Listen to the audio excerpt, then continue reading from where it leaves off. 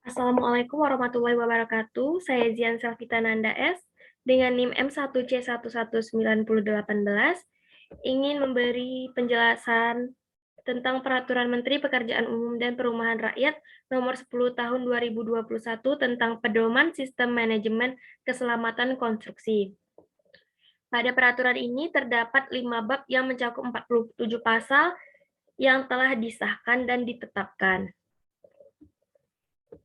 Bab 1 berisi ketentuan umum. Pasal 1, penjelasan umum mengenai pekerjaan konstruksi dan pekerjaan umum, penjelasan umum mengenai sistem manajemen keselamatan konstruksi atau SMKK. Bab 2, penerapan SMKK, bagian ke-1 umum. Pasal 2, pengguna jasa dan penyedia jasa harus menerapkan sistem SMKK yang dilaksanakan berdasarkan tugas, tanggung jawab, dan wewenang. SMKK harus diterapkan dalam konsultasi manajemen penyelenggara pengawasan, pelaksanaan konstruksi, tahap pengkajian, perencanaan, perancangan harus memenuhi standar keamanan, keselamatan, kesehatan, dan keberlanjutan. Penerapan SMKK terdiri atas rancangan konseptual SMKK, RKK, RMPK, program mutu, RKPPL, dan RMLLP. Bagian kedua, rancangan konseptual SMKK. Pasal 3, penyedia jasa konsultasi, konstruksi, dan pekerjaan konstruksi harus memiliki ahli keselamatan dan kesehatan kerja konstruksi atau ahli keselamatan konstruksi. Dilakukan dengan pengadaan langsung jasa konsultasi dan tenaga ahli. Pasal 4, rancangan konseptual SMKK mencakup tanggung jawab perencanaan, informasi awal terkait kelayakan, dan rekomendasi teknis. Pasal 5, rancangan konseptual SMKK memuat penilaian resiko keselamatan konstruksi dengan tingkat keparahannya, ditentukan berdasarkan kriteria penentuan tingkat resiko keselamatan dengan memiliki besaran kurang dari 50 juta rupiah. Bagian ketiga, RKK, pasal 6, penyedia jasa menyusun RKK dan meliputi penyedia jasa konsultasi pengawas, jasa manajemen penyelenggaraan konstruksi, penyedia jasa pekerjaan konstruksi. Pasal 7. 1. Kepemimpinan dan partisipasi tenaga kerja dalam keselamatan konstruksi sebagaimana dimaksud dalam pasal 6 ayat 2. 2. Penyedia jasa sebagaimana dimaksud dalam pasal 2 ayat 3, huruf C dan huruf D menyusun suplemen sebagaimana dimaksud pada ayat 1. 3. Penyedia jasa sebagaimana dimaksud dalam pasal 2 ayat 3, huruf A dan huruf B hanya menyusun suplemen sebagaimana dimaksud pada ayat 1 huruf C. Pasal 8. 1. Elemen perencanaan keselamatan konstruksi. 2. Penyedia jasa sebagaimana dimaksud dalam pasal 2. 3. Menyusun suplemen sebagaimana dimaksud pada ayat 1. Pasal 9. Elemen dukungan keselamatan konstruksi meliputi sumber daya, kompetensi tenaga kerja, kepedulian organisasi, manajemen, komunikasi, dan informasi. Pasal 10. Elemen operasi keselamatan konstruksi merupakan kegiatan dalam mengendalikan keselamatan konstruksi dan penyedia jasa wajib menyusun suplemen. Pasal 11 sampai pasal 14.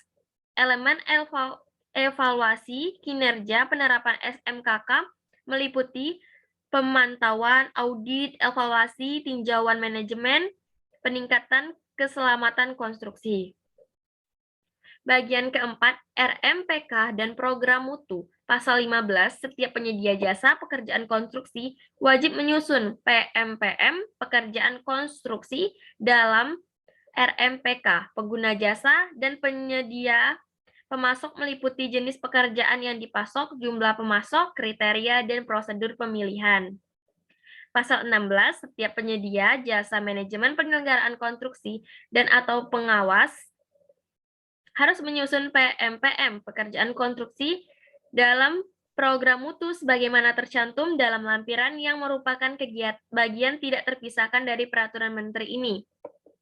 Pasal 17 dalam hal pekerjaan konstruksi memiliki resiko keselamatan konstruksi kecil dan melalui metode pengadaan langsung, RMPK hanya memuat metode pekerjaan, rencana pemeriksaan, dan pengujian, dan jumlah dan jenis pemasok. Bagian kelima, RKPPL. Pasal 18, untuk pekerjaan konstruksi dengan resiko keselamatan konstruksi sedang dan besar, setiap penyedia jasa pekerjaan konstruksi wajib menyusun rencana pengelolaan lingkungan dalam dokumen RKPPL. Bagian ke-6, RMLLP. Pasal 19, untuk pekerjaan konstruksi dengan resiko keselamatan konstruksi sedang dan besar, setiap penyedia jasa pekerjaan konstruksi wajib menyusun rencana manajemen lalu lintas dalam dokumen RMLLP. Bagian ke-7, penerapan SMKK tahap pembangunan. Pasal 20-32 menjelaskan SMKK diterapkan pada saat pemilihan penyedia jasa, pelaksanaan pekerjaan konstruksi, dan serah terima pekerjaan, dilaksanakan dengan memperhatikan ketentuan PMPM pekerjaan konstruksi. Bab 3, komponen kegiatan penerapan SMKK, bagian 1 umum. Bagian ke-1 umum, pasal 33, komponen ketiga penerapan SMKK merupakan penjelasan penerapan SMKK yang paling sedikit terdiri atas resiko keselamatan konstruksi, UKK, dan biaya penerapan SMKK. Bagian kedua, resiko keselamatan konstruksi pasal 34. Sertifikat petugas ketiga konstruksi dan surat keterangan penjamin mutu dan pengendalian mutu yang telah diterbitkan sebelumnya, berlakunya peraturan ini harus disesuaikan dengan peraturan menteri ini paling lambat 2 tahun sejak peraturan menteri ini mulai berlaku. Bagian 2, unit keselamatan konstruksi pasal 35.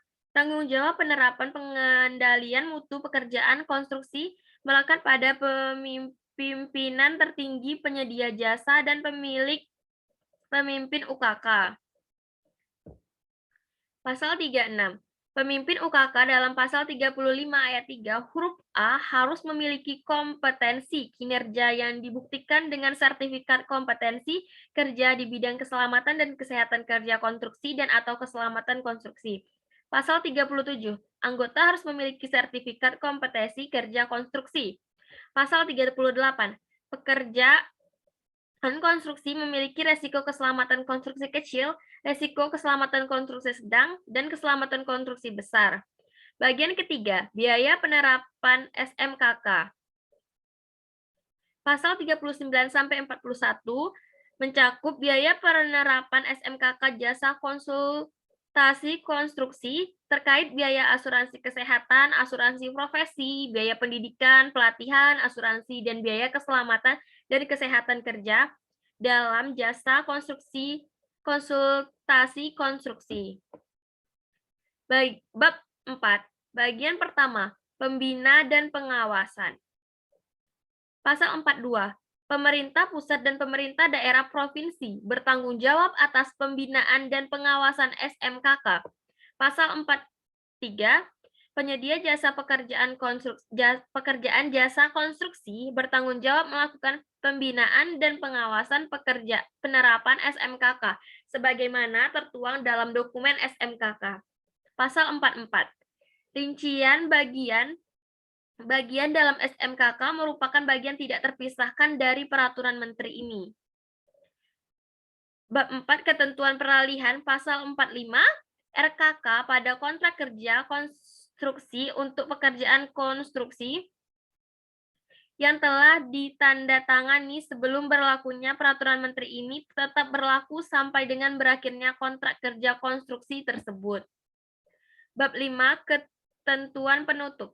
Pasal 46, pada saat peraturan menteri ini mulai berlaku, Peraturan Menteri Pekerjaan Umum dan Perumahan Rakyat Nomor 21 PRT-M-2019 tentang pedoman sistem manajemen keselamatan konstruksi, Berita Negara Republik Indonesia tahun 2019 nomor 1690 dicabut dan dinyatakan tidak berlaku lagi.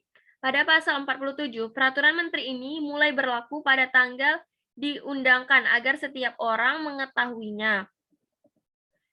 Memerintahkan penggunaan peraturan menteri ini dengan penempatannya dalam Berita Negara Republik Indonesia. Sekian penjelasan dari saya, kurang dan lebih mohon maaf. Wabillahi taufiq walhidayah. Wassalamualaikum warahmatullahi wabarakatuh.